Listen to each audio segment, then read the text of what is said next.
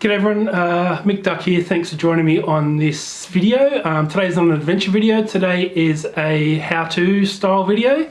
So one of my other favourite things that I like to do other than adventuring and travel is carving spoons from wood. So most of the time I'm using an axe and a knife and a few other bits and pieces. So today I'm going to show you the process for making a walnut cooking spoon. So enjoy it.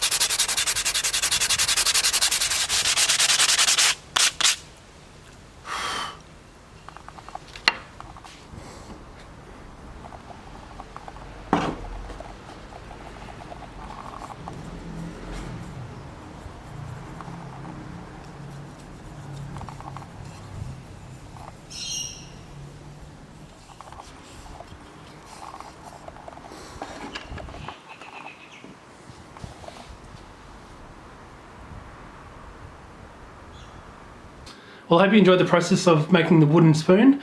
This one's a beautiful walnut cooking spoon. I really enjoyed the process. If you enjoyed the video, give me a thumbs up and a subscribe, and I'll see you in the next one. Cheers.